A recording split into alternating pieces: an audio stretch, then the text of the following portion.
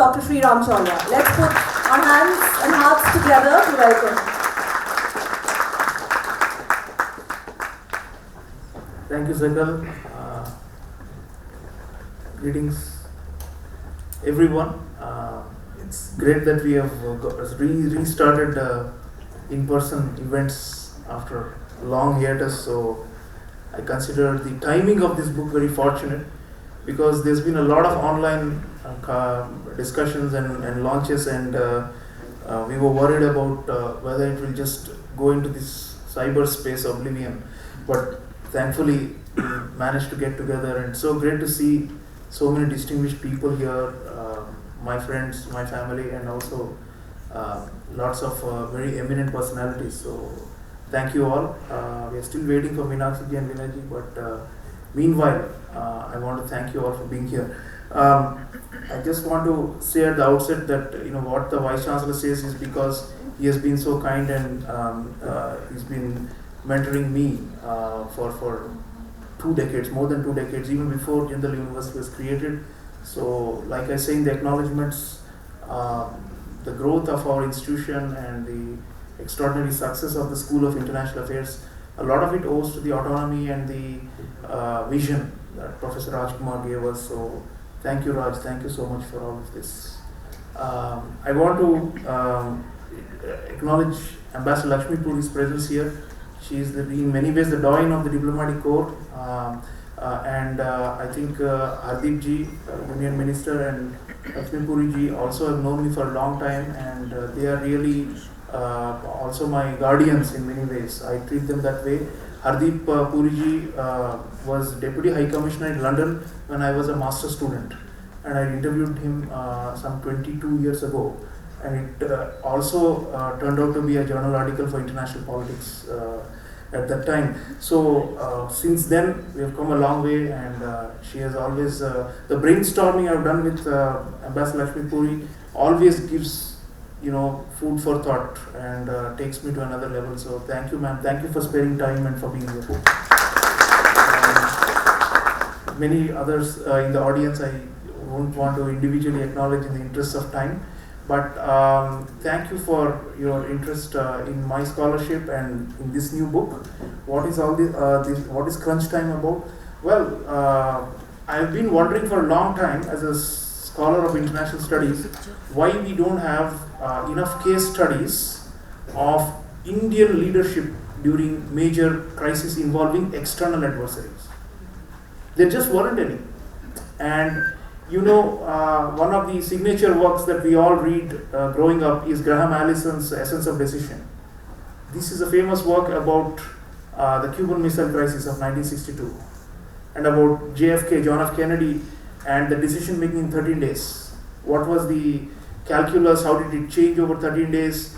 What emerged as a result of this? The hotlines with Nikita Khrushchev, and then the maneuvering on the ground. Extraordinary Cold War crisis, right? And out of that, we got what is called decision-making theory, and out of that one book, Essence of Decision. So Graham Allison, still alive and still thriving and still teaching us new things in the US. But then I wondered why is it that we have not really produced studies of Indian political leaders when they were faced with major external crises? There just aren't any. We have lots of biographies of leaders, of prime ministers and all that, but never more focused one on those episodes. And crisis episodes are like learning moments, big learning moments. वो हिंदी में कहते हैं ना कि दूध का दूध पानी का पानी, वो you get it when you see a crisis and how leadership reacts or responds, and how leadership prepares for this, how leadership tries to resolve crises. So that was the initial thought, and then my previous book, Modi Doctrine, had done really well. It was from Bloomsbury, and after that, that came out 2016. That's when actually the big national security crisis started hitting us. So we had 2016, the Pathankot and Uri attacks, followed by the surgical strikes. Then we had the Doklam crisis with China in 2017 on the tri-junction with Bhutan. Then 2019, still fresh in our memories, the Pulwama attack and the Balakot strike. and the most recent and in many ways arguably ongoing crisis, but it's a little bit on slow boil right now, the one in eastern Ladakh, Aksai with the Chinese. So Pakistan, China, that seems to be, so the next one should be Pakistan, right? If you go by the, the numbers and the alternative counts. But the point is, these have been our two major external adversaries, and you cannot choose geography, right? I mean, that's a given, and the geopolitical environment is a given. So crisis in many ways is inevitable, and however much we would want accommodation, they may not want it, or the broader global configuration may not want it to happen. So this is not about peace with China or peace with Pakistan. This is actually about a profile in or a study in political leadership in the midst of mega crisis that India faced with our two adversaries, and the evolution of what we call our strategic culture. Strategic culture, if you see the introduction of the book, I talk about the whole debate about whether India lacks a strategic culture, whether it's too defensive. There has been a long critique of it. India often seems to be clumsy in responding despite being attacked. India doesn't seem to know, the optimal way to retaliate and to raise the costs of aggression for by its adversaries. It's either passive, as in do nothing, or try and mobilize for full-scale war, which doesn't do good for anybody, right? It's a loss-loss scenario, full-scale war. So between this continuum of passivity and doing nothing and full-scale war, there should be instruments. There should be mechanisms, and that is the search. That is statecraft. And here, what I'm arguing in crunch time is that under Prime Minister Narendra Modi, we have tried to find that statecraft and to try and finesse the tools by which we can respond without having to be meek and submissive on one end, or to escalate to the point where it leads to mutually assured destruction. Remember, all three are nuclear armed states we are talking about in this triangle. So what is this middle ground? Please read Crunch Time. I've got 4 episodes, 4 chapters on each of these 4 crises, and how Prime Minister Modi and his team responded. There are a couple of things I want to highlight here for your interest, to trigger your interest. One is the idea of what our National Security Advisor, Mr. Ajit Doval, calls offensive defense. I have tried to spell it out and show it in action in many of these crisis episodes involving both our neighbors. And the other is the notion of security first.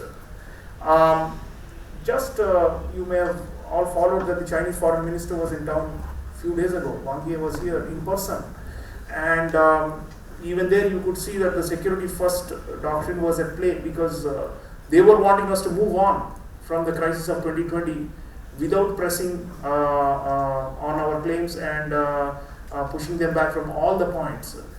We have succeeded in repelling them at a number of points, and our friends Aditya Raj and so on have been covering it for the last 2 years in infinitesimal details. So you're all familiar with this. But the reason I'm mentioning this crisis, and this is chapter 4 of the book, the Eastern Ladakh crisis, is that these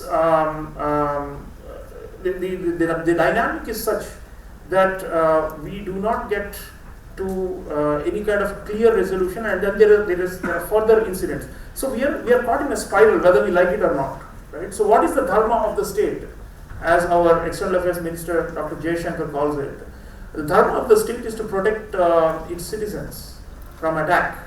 The dharma of the state is to defend its territory and sovereignty from attack, right? And how does the state do it? What kind of instruments does the state have? So let me just wrap up. I was simply saying that there is something to be said about the role of personalities and political leadership in management of crises. And if you read it and if you go deep down, security first, offensive defense, I've covered a lot. I've tried to give a doctrinal shape to the Modi government's approach to our two principal adversaries. My claim is that India is safer and stronger today than it was before 2014. If you read the introduction, I made a comparison to the inaction that we saw after the 26/11 attacks in Mumbai in 2008, and I've made a parallel to why India failed to respond or did not have those options, that optimal option I was talking about before ma'am came in, and why India found those options, and how successful are they in deterring our adversaries. That is an open debate. We'll have distinguished members from the armed forces who are going to be in the panel as well as in the media. So I leave it there simply to say that I believe that Modi ji, what he has done in these 7.5 to 8 years is to transform the strategic culture. But I am not saying that India has stopped being or has already become a hard state. That is probably the maximalist expectation of security mavens. They all want India to be tougher and even more aggressive. But I think there are still constraints. But within those constraints, the kind of improvisation he has done, the kind of risks he has taken. I mean, just imagine. I mean, if you go back to the Balakot airstrike or the counter-offensive we did with the Chinese at the LAC, these are extraordinary initiatives. The armed forces were always ready for these. They were prepared. They had the plans. They had the coordinates. They wanted to strike, so to send a message in response to aggression. But then previous leaders did not either have the guts or the vision or the strong nationalistic base or the social base or the support which Modi ji has. So you please read the book and judge it for yourselves. What happened with Mumbai in 26/11, and why were we a failure then, and why are we no longer that kind of a soft state? Where are we going? Will we become a hard state? I don't think so. But as a democracy, there are constraints. But still, my claim, and I use literature to make the point, Narendra Modi ji, what he has done is, he has taken us from being a constraint following or a norm following leader to a constraint breaking or a constraint transcending leader. Just think about it. There are constraints in the international system, neighborhood, balance of power, nuclear weapons on all sides, fear of escalation to full-scale war, fear of international condemnation. If we take a strike, you know the typical response whenever we are attacked, people say, well, exercise restraint. Does that work? Is that good enough for us? No. It doesn't deter our foes. So Modi ji has taken risks. He has gone beyond this whole restraint business, and at the same time he has done calibrated and proportional responses. We don't want full-scale war with anybody.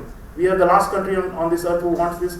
We are already witnessing many major crises around the world right now with full-scale war. So sub-threshold, beneath the level of full-scale war, I think we have threaded the needle, and I think the Modi-Doval combine, who I've mentioned in the book a lot, and I've analyzed their modus operandi and the way of responses. I think that that is setting a higher benchmark now for every successive leadership.